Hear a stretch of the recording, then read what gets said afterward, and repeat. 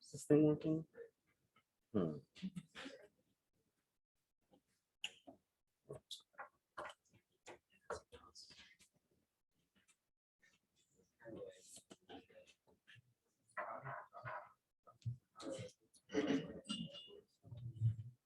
This thing.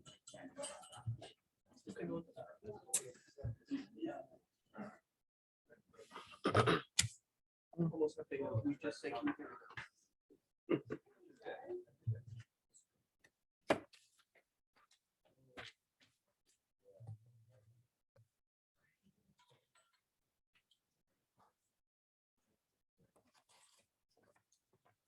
Alrighty, howdy. howdy. So, yeah, let's just jump right into it. Yeah. So, I just update since I didn't get the pack stuff set up in time for today. I'm just canceling the pack for this week. And so you'll have 13 instead of 14. I've modified the syllabus accordingly. You should be able to find it in Canvas now, highlighted all the little changes and stuff. So there's that. And then as far as the reading quiz, I forgot just because when I was duplicating the Canvas shells for my other section that the due dates didn't change. So I have moved today's reading quiz, the due date, to the end of the weekend. So if you didn't get a chance to do it or whatever, then just you can do it over the weekend, I guess. In the future, like I said, they will be usually just before class, but I forgot this class meets at this time and not 10:20. So if that was stressful to anyone, sorry. What else? So there's that, the pack thing. Eventually you'll get instructions on that and do it through Canvas, but your first one will be next Friday rather than today. Yeah, I think that's logistically all mainly the housekeeping. A sign-in sheet is being passed around. Just keep it, moving like casually. Don't be awkward about it. And if at the end someone bring it to me, or I'll lose it forever. And just mark yourself present or whatever if you're here. Yeah, so just general feels right now. Let's keep it at the level of feels. I also have no idea how to make this go away. So it's just going to awkwardly be here while I write on the board for apparently, I believe, 10 minutes. So whatever. As far as feels, you guys, most of you, it seems, did get a chance to take the reading quiz anyway, even though the deadline was kind of off. So was that sort of manageable? How did y'all feel about that? Oh, I just didn't have a physical copy of my book, so I got it. Yeah, I mean, so it's very, yeah, mine's coming in today. Good point. So again, I moved the deadline so that you should be good for that. You should be able to find digital copies in Canvas. Yeah, I got the digital copy. I just didn't get all of it done. Yeah. So in general, all the reading quizzes are always sort of open book. So I don't know if that was clear or not. They are. Also, I mean, really, am I there? Like, who's going to check, right? But so you can do that, get that done. If so, I think I get the feeling it was manageable. Now, as far as the amount of reading, how was that? It's like what, 7 pages? Manageable. Yeah.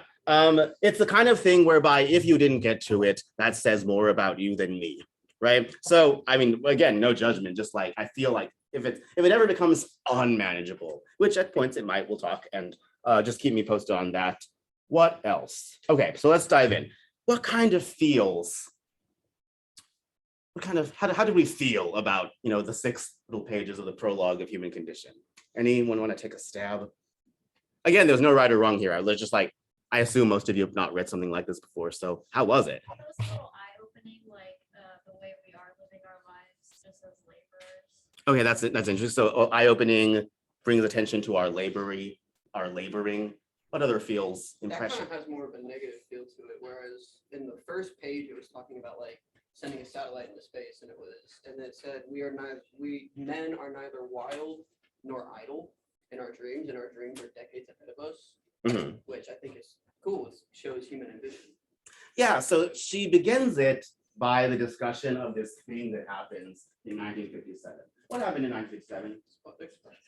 Yeah, so we've got Sputnik, and why is that said? She clearly even says, like, this is the most important thing that's happened. Why is it important?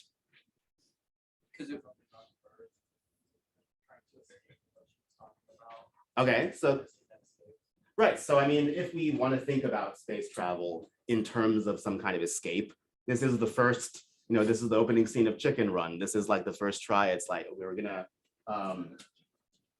able to do it now. So, what at the same time, at the very sort of beginning, right? She says this event, second in importance to no other, not even to the splitting of the atom, would have been right, greeted with unmitigated joy if it had not been for the uncomfortable military and political circumstances attending it. So what uncomfortable military and political circumstances? A little chilly. The Cold War, right? And so, and because of this awkward thing that attends this fact, right? What does that? Well, let's do it this way. What's surprising about the reaction of people to Sputnik? Just like she says this kind of in this second and third paragraph, but like, what was surprising or noteworthy about the reaction that we had, as you could say, a species, to the fact that we launched this thing into space? Yeah. It wasn't more of a, hey, look at what we did. It's a, oh my God, we're almost out. Right. It's our first step to getting off of this barren rock. Okay, so I mean, yeah, like the imagery, right? This barren rock. And why is that reaction kind of unusual? The whole the fact that we have confronted by this thing that humans, sure it was the USSR, sure it was the Russians, but considering that humans did this thing, like we launched this artificial satellite, and confronted with the two options of you could be triumphantly joyful and in awe about human achievement, but instead the reaction was, oh my gosh, we're going to escape eventually. Why is that an unusual? Which does she think that's an unusual reaction?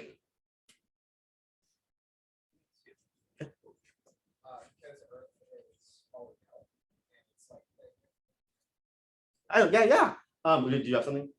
Basically along the same lines, yeah. Yeah.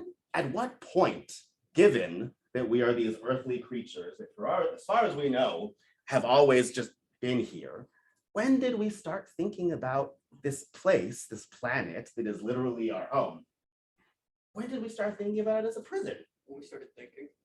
That's an interesting point that we might want to come back to. We're actually not at all going to talk about thinking in the course of this book, unfortunately. Well, we're going to do a lot, but that's it talked about how philosophers called it that our bodies were a prison of our mind and soul. So as soon as people started thinking beyond just themselves and their basic needs, it started being more of a trying to move. It's on the second page.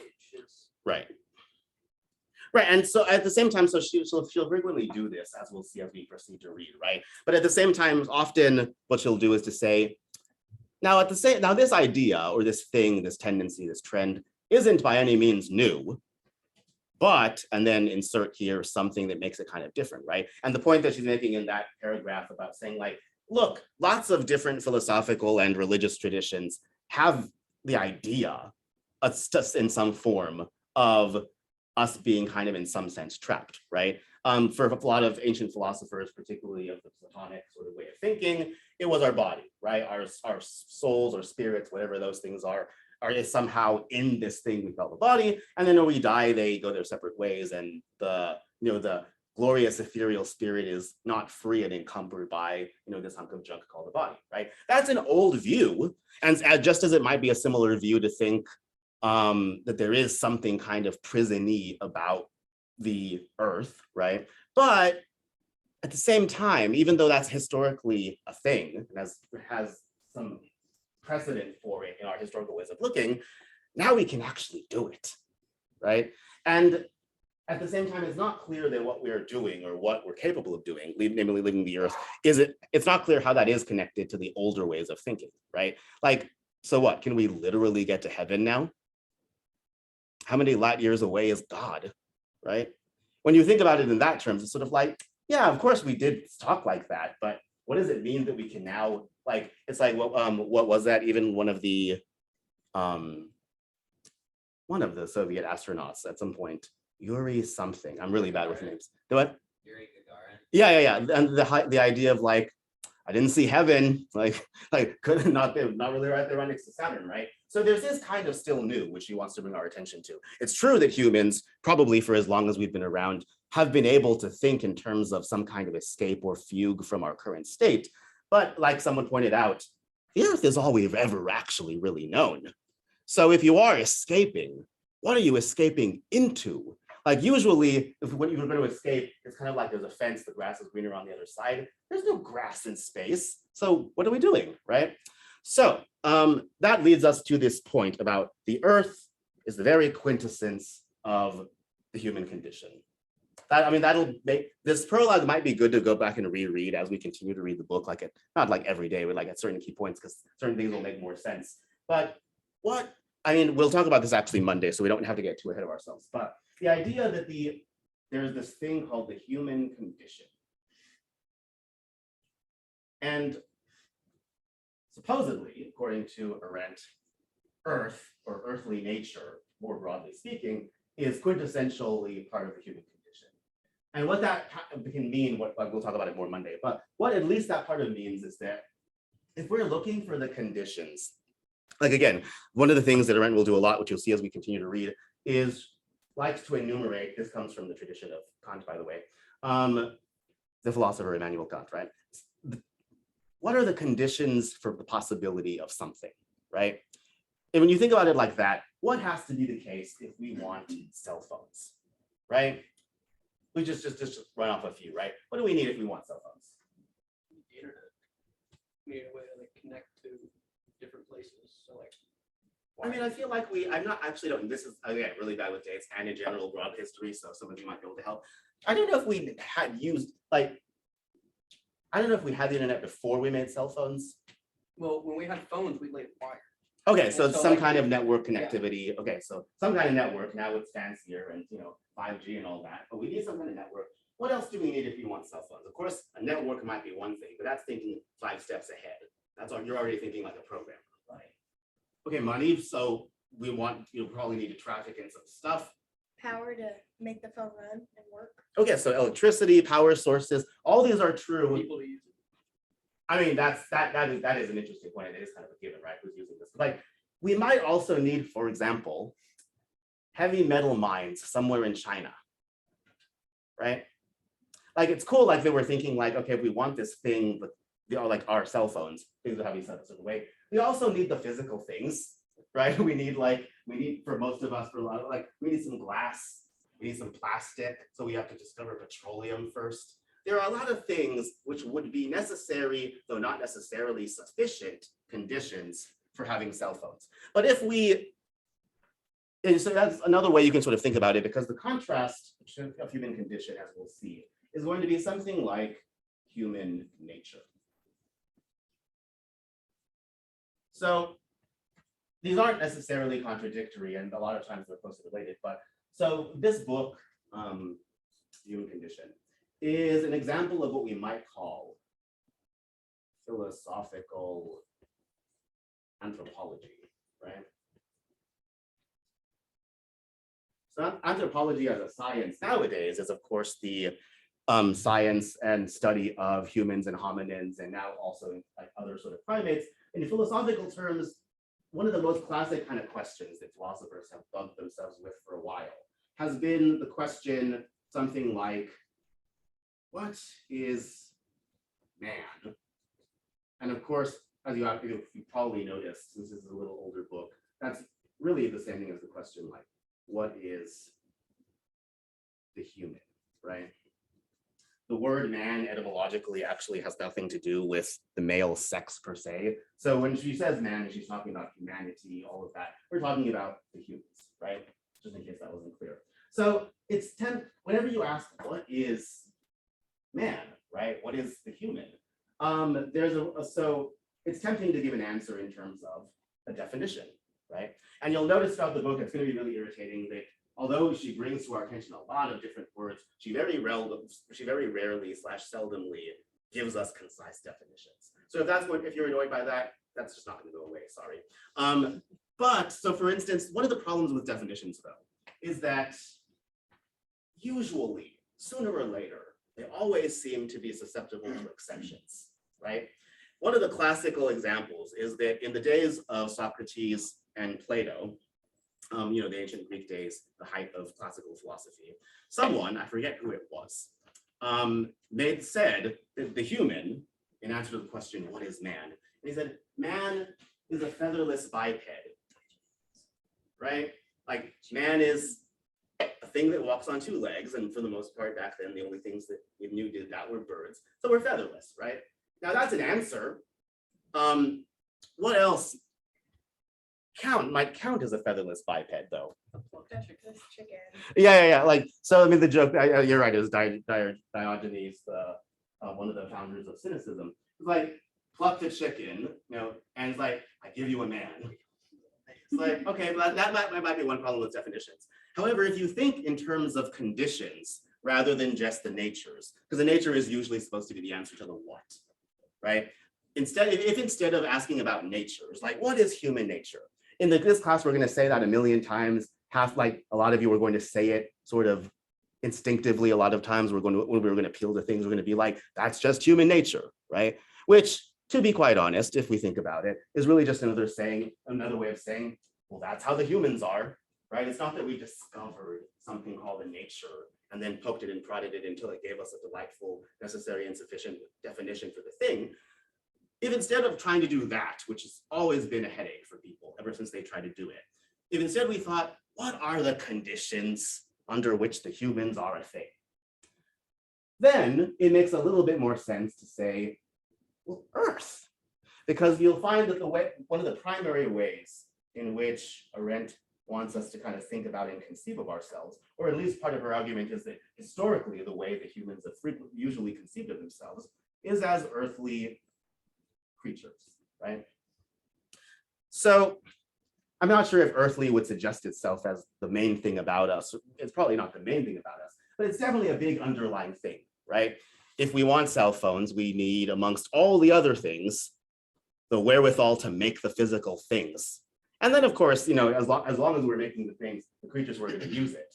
But in general, that itself presupposes beings who kind of live and have to communicate from long distances, right? And so that's just to say that this project is kind of what is the human condition?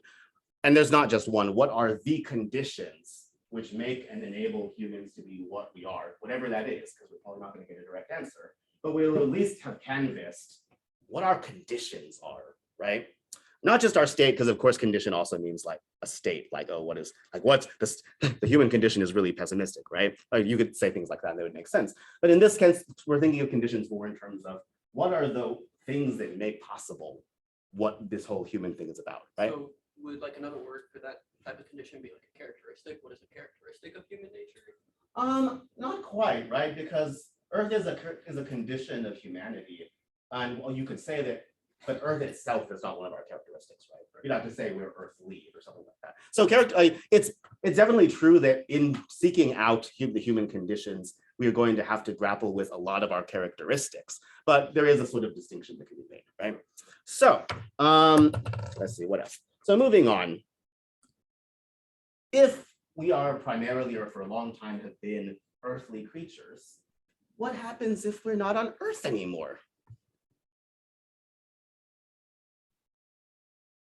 Have we changed? I think if we were to move off of Earth, we would start making wherever we go, we would start treating it like Earth. Because like they said, that's all we know. We wouldn't know what to do with something except what we've already done. Right. So that's one of the reasons why it also is like why she's inclined to distinguish between the nature and the condition is because that question might really derail you. It's like, if by definition, if the nature of humankind is such that it is bound to the Earth, then leaving the Earth significantly, like again, if not just like Neil Armstrong, but like an emigration of people to another planet, that would mean they were fundamentally different, right? We could begin to speak, as people invariably are always tempted to do, about whether they're still human, right? Or whether down the line, if the generations proceed, the whole speciation thing, and then all of a sudden you're in the Star Wars universe, right? So at the same time, we can still say that if we talk about it as conditions, we would still have a lot in common with humans that emigrated from the Earth. But like the worry is, it's possible that we would have less and less in common with them. And the only thing we might be able to say about these creatures eventually is that they are conditioned.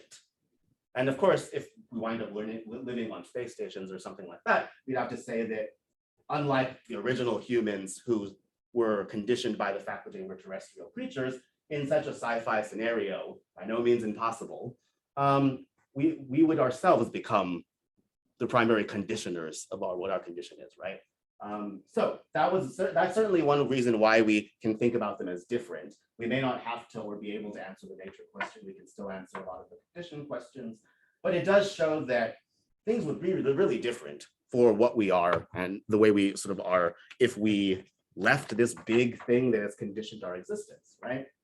I think more than it being earthly is our quintessence. It's more of our innovation and drive.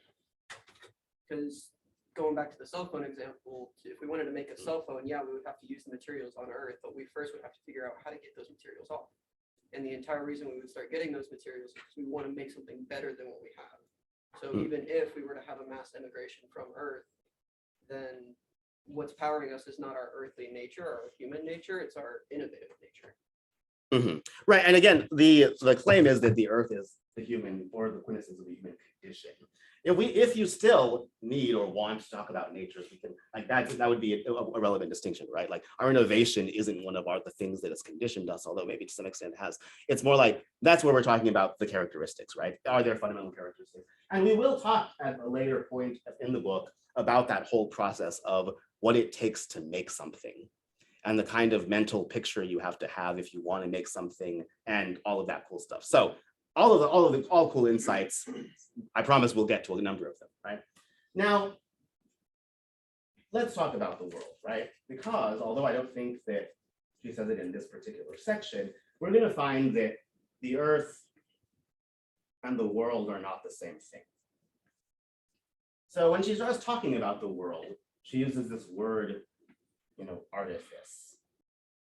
And that's, of course, related to this adjective artificial, right? But what kind of connotations does artificial have? If I say something's artificial? Fake. Yeah, right? So one of the things is fake.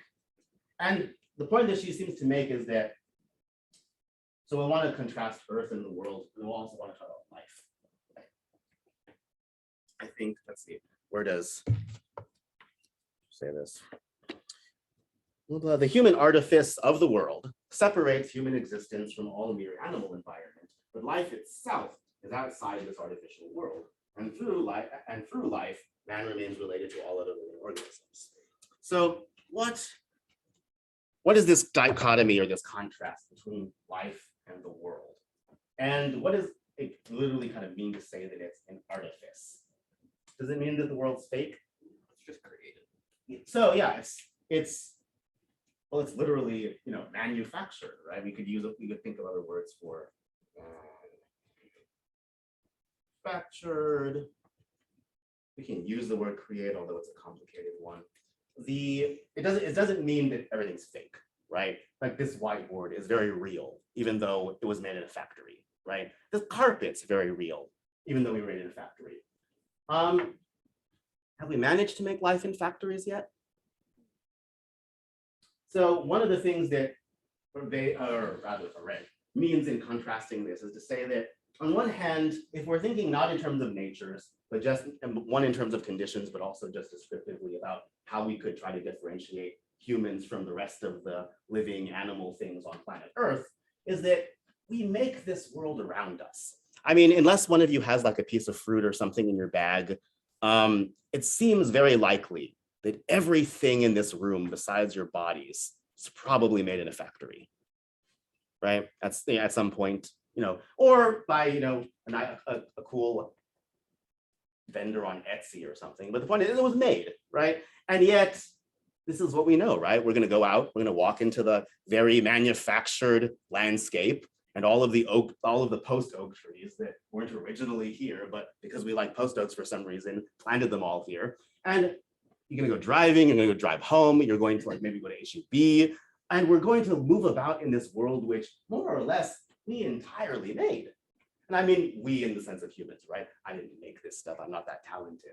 But at the same time, at the end of the proverbial day, or more to the point, at the end of your lives, whenever whatever it is that is you slips away and you pass away. Whatever that was, it seems, was not one of the things that we made, right?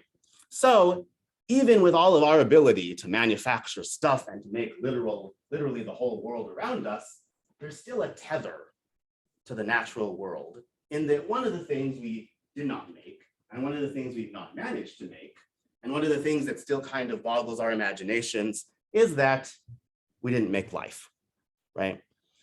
So that in that way, in that sense, we still have this connection to every other thing, even though we cut ourselves off from, and not necessarily cut ourselves off, even though we distinguish and sort of cocoon ourselves from the natural world, like in our nest of stuff, it's still the case that we're living, breathing things that are one day going to die. And we share that with all the other living things on the planet, right? What if that changed? I mean, how might it change? Assuming it was possible to change it. Digital consciousness. Say a little more. Like if we were able to upload our personality into a digital construct. Sure, okay. And then how would that be different from this whole Well, life tether thing we've got going on right now? it wouldn't be organic, so it couldn't rot away. Okay. It could rust away. like that's an interesting thing, right? Even though we might not die, there's still a possibility of decay. Yeah. Does that like include like cloning? Like that one cat, copycat, they cloned the cat successfully. Interesting. So if we did that with people, could you like not technically go away and just clone someone and then right before they expire, clone them again, keep making that person? Yeah, I mean, that definitely seems like a possibility. It does raise interesting questions, right? In as much as if you're, say, successfully cloned, and again, this is all kind of sci-fi. I'm like, I'm not able to talk at a high level of scientific sophistication, but it is worth asking why we should think that you kept going, and rather than just that your clones we continuously clone you. It's like the organism that you are presumably may still die in that scenario. I mean, that's a good point. So, but sorry, you're Isaiah? Travorce, okay. So the Travorce's point is interesting though, because it does point out that even though we have not been able to make life, we can still increasingly fiddle with it, right? What are some of the ways we fiddle with it? Yeah. Alter genes or like test tube babies, things like that. Yeah, gene therapies, CRISPR. Like extending our lifespans like beyond what we're supposed to live, like billionaires want to. Interesting. Supposed is an interesting word there, but yeah, like we can. And how do we extend it, or how might we go about trying to extend it? Our lives, I mean. Right. So that's going to happen a lot whenever, like, and this is a lot of Arendt's point too, that even if we don't quite know how, we can still nowadays have this grand expedient to the biggest imagination in the world, science, right? One day, we know not how, we may not even be able to think about it, but we just have this colloquial understanding that, oh, one day the science will be there, right? We don't even know what we mean when we say the science, right? But it's just like, somehow it'll be there. Which is, yeah, not a knocking anything, it's just like, that is noticing how we think in that way is one of Arendt's points in drawing our attention to this. And there's other ways in which we might, fiddle with it. We might decide that some lives just shouldn't be, right? And even though that's not equivalent to creating it, that might be very much like we can still try to control it in some way, right? And to a certain extent, we've been doing this for a long time. Where did corn come from? Or bananas? Like, we brought them over. They're on slave ships, weren't they? Certainly we brought certain fruits over, but yeah. They're like scientifically made offshoots. Like the bananas we have now aren't the bananas we used to have. They're entirely different. And it's because people messed with them genetically and brought in the superior banana, and that's what we have now. Right, and there are like I might be going about this the wrong way, but like the whole fact that we can breed stuff, and we're just like, oh, I like that trait. I want my pumpkins more pumpkin-y. We've been doing that long before we knew what genes were, right? We did it with dogs. Right, okay, right. It's a little bit more, like, have you ever thought, like, just about, because we know that dogs have been with us for very close to forever. At some point, someone noticed how reproduction worked. Probably not in ourselves, but in other creatures, which means once you have animals around the farm that you have kind of have constantly, you also notice, their mating behaviors or whatever. And somehow, one of our human progenitors or forebearers was like, if I mate these two up, we can get this. Like, have you ever, like, I'm a dog person, I love dogs, but at the same time, isn't that a little creepy?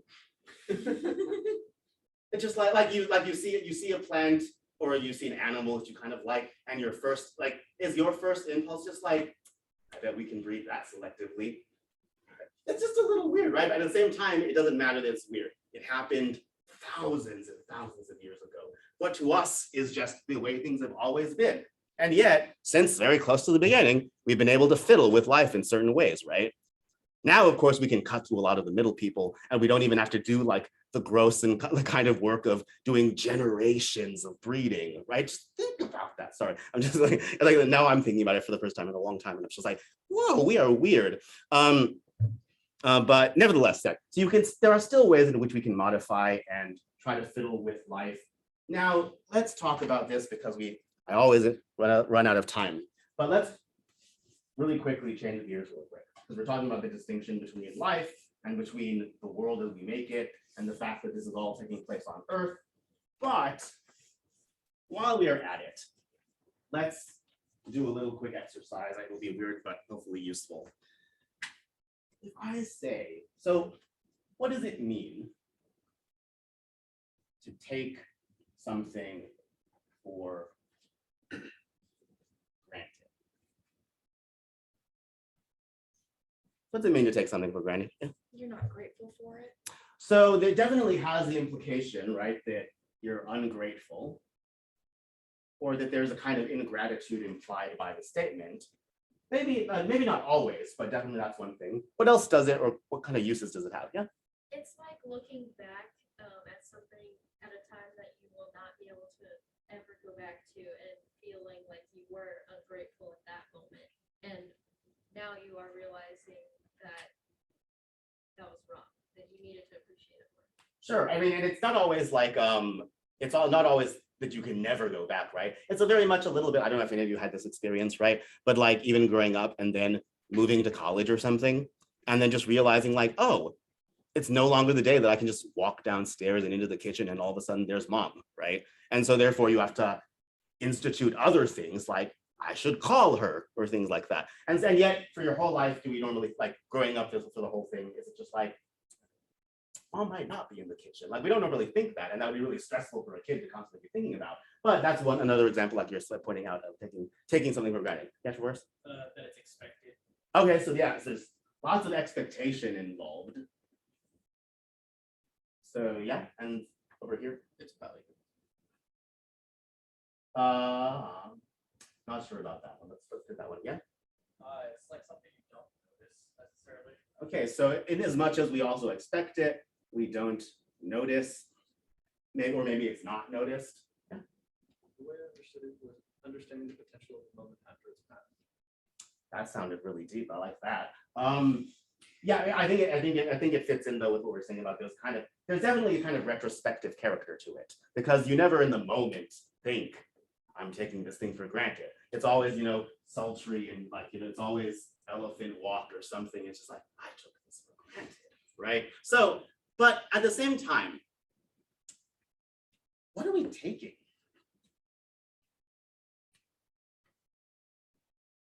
I mean, so one of the like, it might be a little bit literal, but that's kind of what we're doing, right? When you take something, anything for granted, and we have a good indication that most of us know what this experience is like, what is it that you're taking? What's the it? Experience. So yeah, so there's definitely an element of experience to it, and that's where we're going to hang out for a minute. There's an experience. If this question seemed odd, because it's a little weird, like a little linguistic of a question, another way of showing why this is kind of weird, and this is just like there are hints about it in other languages. It's not like a sole systematic thing we can work out here. But another, for instance, thing that we can ask is if we say it's raining. What's doing the raining? I mean, you could do this with anything, right? It's sunny. What is the it? Now we have the reason, like, I'll cut through it to get to like not the linguistic punchline, right? Our languages typically work in such a way that we have subjects and predicates, right? And when we try to predicate things, we usually assume that we're predicating them of some subject, right? That's just how the things work. And so it serves and does duty for the grammatical subject, even though it's not a thing. What we're really getting at is rain, right? But there's really no reason why we would have to say it is raining rather than just being like rain. Although again, for reasons our language has turned out this way. But my point is that the it is kind of the same kind of thing as I took it for granted. I'm taking it for granted. I take it that, right? Taking is just another word, at least if you can compare this, like for instance, in German, taking is another way of saying assume, right? I take it, right, that, ich nehme das, that. And it's sort of like you're taking it for granted. So in what sense is it granted? We talked about the taking, and it's related to our experience. But what is it to take something for granted? Because again, isn't it the case that if we say, I took X for granted, couldn't we also say, although we might not necessarily say it this way in ordinary speech, isn't that another way of saying I took it as given? And when we talk about what we take as given, sometimes whenever we mean to say something like, of course, we'll be like, well, that's a given, right? Is there alcohol at a college undergraduate party? Well, that's a given, right? And so it's a statement or a sort of shorthand for this idea that, of course, that's just the way it is. And it's so much the way that it is, we don't even have to talk about it until something, and that's related to the fact that we expect it, we don't really notice it, unless what? Unless something goes wrong, and all of a sudden you find out it's a dry party. And then the entire mood changes, right? Not literally all the time, but so saying that one can take things for granted, if we want to expand out into kind of more the mechanics of that, taking something as given is very much this whole, it's just baseline.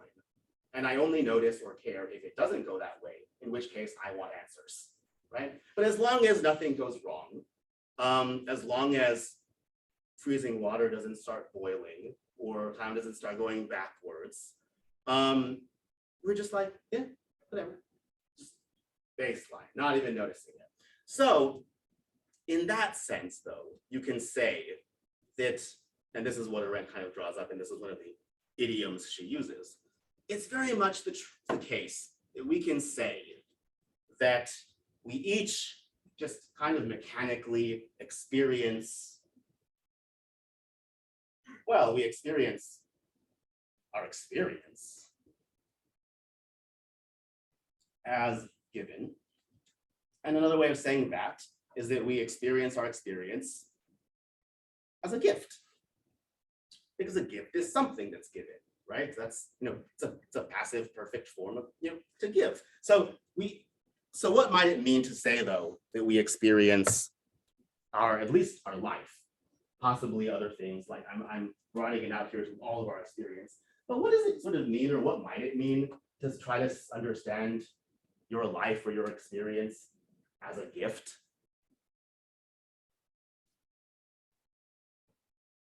Like how might we make sense of that? Because if it is a gift, isn't it natural to ask, where did this thing come from? Well, I would say just it's so unlikely that we do this based on how complex we are and our ability to have a consciousness. So I think you view it as a gift, and that it's a very rare thing to exist. Okay, I was parsing your sentence a different way in the middle of that, and I was about to be very confused, but then you ended it and I got it, right? Yeah, so you mentioned the unlikeliness, right? So that is something that sometimes people appeal to, kind of like, isn't it really lucky that there's a habitable planet of roughly this size and roughly this characteristic where things like us can actually live? Now that has issues, right? Because it turns it into a question about statistics or probability, which is also not my wheelhouse. Again, most philosophers are just failed mathematicians. So, but one way of thinking about our life as a gift is, how nice. It's like Christmas morning or something. It's just sort of like, it's just here, but isn't it wonderful that it's here? What are other ways we might try to make sense of life being a gift? Given how we explained what it means to kind of take something for granted.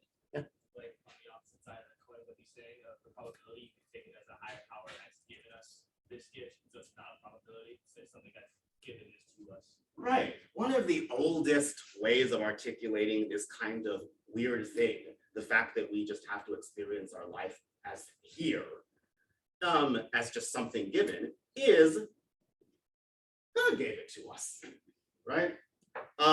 Or the gods or the divine, or in something that makes sense of being like, oh yeah, this thing was given, right? And that's also the kind of historical experience behind things like why it's traditionally been regarded as really, really sketchy to off yourself, right?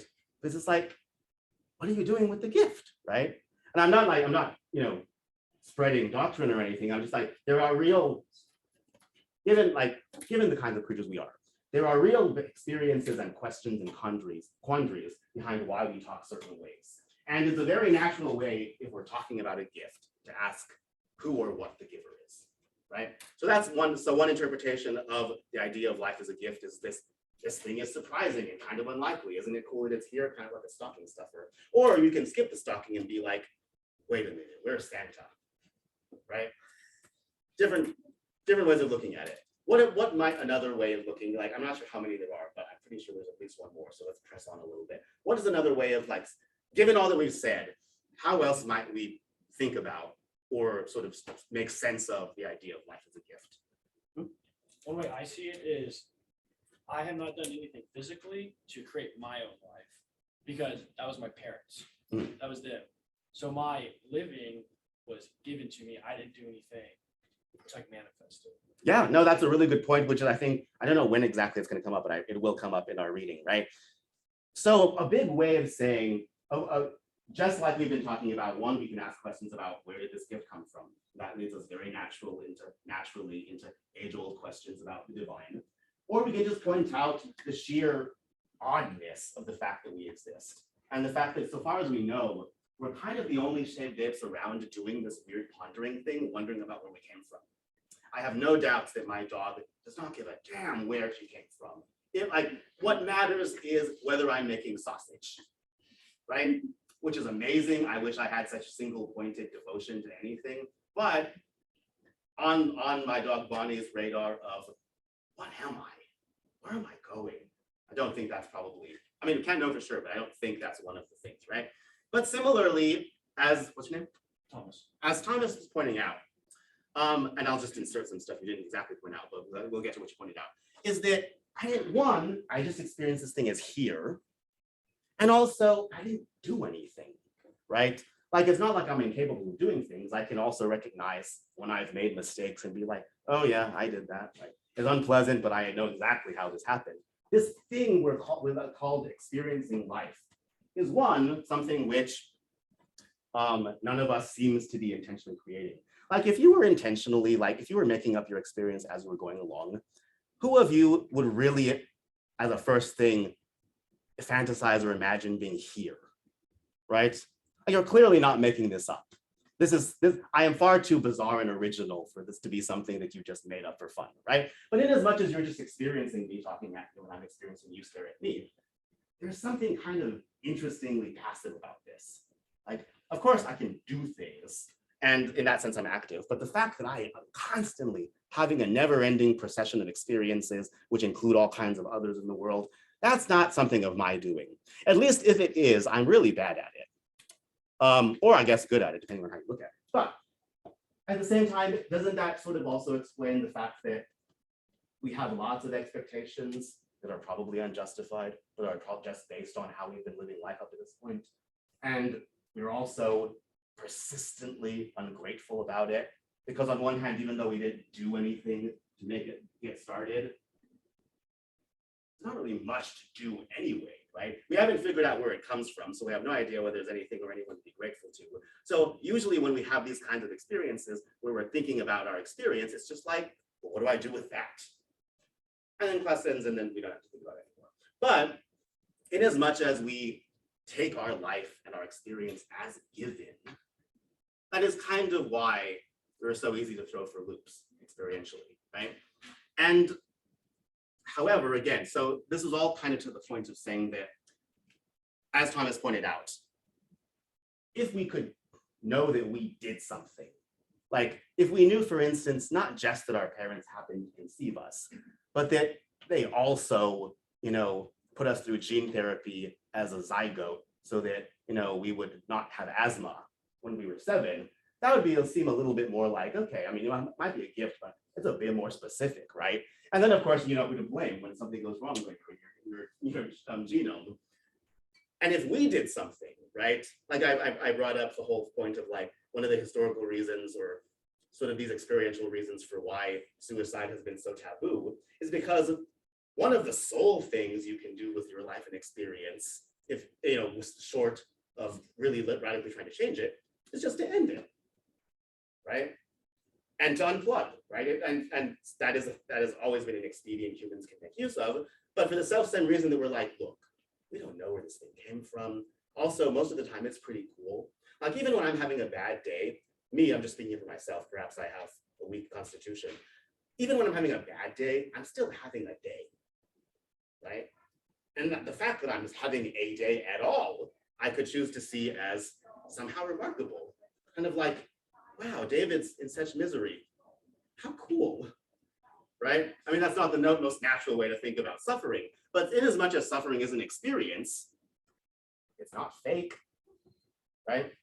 So, but part of what it means for us to say that we take it as given is again that we didn't do it, we didn't make it. If we could make it, or we did do it, if we gained the ability to create life and then to just do what we want with it indefinitely, we might not experience it as something given anymore. But that is precisely Arendt's point, right? We're at this point where we can now do things and make things that we were never able to do or make before. And so the question naturally becomes, or at least at the proper level of technology becomes, do I want the gift that seems to be from nowhere, which for all I know might come from God or just be kind of strange fluke of my consciousness? And do I want to continue to experience this procession of experiences as something that just comes to me mysteriously or even miraculously? Or would I rather plug in, a simulation that I made? And I don't know the answer, but I mean, that sort of shows you how you would interact differently with probably your experience and your life if you knew that you were the one causing it and could cause it. The fact that so much of our life and our experience is a mystery to us in the sense of kind of being inexplicable is also why we're kind of uncomfortable around like the idea of meddling with it. Like how many, I don't know if this is true of any of you, but like when it does come down to like things like test tube babies and CRISPR and gene therapy and even more broader things like selective breeding or eugenics or anything like that, even if you don't know a great deal about the science, isn't one of the feelings that you can have quite naturally is just, I don't know, but it seems fishy. And of course, people can bring you forth. It's like, no, but it'll be great because of X, Y, Z reasons. Just like, yeah, I don't know. That seems like it could go terribly wrong. Yeah. I mean, I think it makes like we kind of have this sense that life is like sacred, and if we were able to create it ourselves, we might lose an element of that, and kind of it might become more of a commodity, like a lot of the other things that we can do. Yeah, I mean, I think that's a reasonable trajectory for what we often do when we figure out we can make things. So definitely that seems right. Let's see, we've got 2 minutes. We've gotten not all the way in, which is fine. But are there any sort of like, what I've basically been trying to do, as you sort of see, you've already read, and a lot of what I'm saying is not surprising. It's just kind of a re-articulation of stuff you already read, which is how this is largely going to go. But if you do have specific questions or things like, I want to make sure I get to them eventually, right? So that probably wasn't the thing for today, but as you read, hopefully you'll be making your markings and you'll finding what sticks out to you. And stuff in general might just not make sense at certain points. So we do want to make sure we talk about that. I will eventually set up stable office hours, but we will try to canvas that to the beginning of class. Are there any sort of remember 2 minutes and you might have to stay after. But are there any questions that we just sort of didn't get to on this trajectory where you're just like, yes, I see where we're kind of going, but what about this? Okay, so if not, that's cool, that's great. I'll see you guys Monday. Just keep reading as the schedule goes.